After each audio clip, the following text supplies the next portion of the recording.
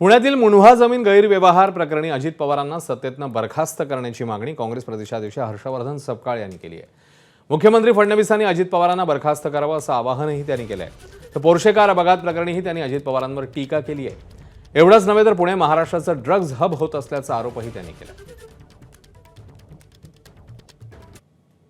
अजित पवारांनी पहिले उपमुख्यमंत्री पदाचा राजीनामा द्यावा, त्यांच्या पक्षाचा असणारा सरकारचा पाठिंबा त्यांनी विड्रॉल करावा आणि मग खुशाल त्यांनी आरोप करावेत। एका वेळेस सत्तेला ढेकण्यासारखं गोचिडासारखं चिटकून राहणं आणि दुसऱ्या बाजूला आरोप करणं, दादा हे वागणं बरं नवं। फोन टॅपिंग पासूनचे तर सगळे मोठे जे स्कॅन्डल आहेत, सगळ्या जातीतले धर्मातले जे भांडणं आहेत, हे सर्व लावणारा जर कल्प्रिट जर कळीचा नारद कोणी असेल तर ते देवेंद्र फडणवीस हे आहेत।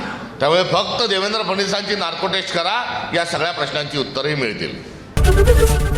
एबीपी माझा, उघडा डोळे बघा नीट।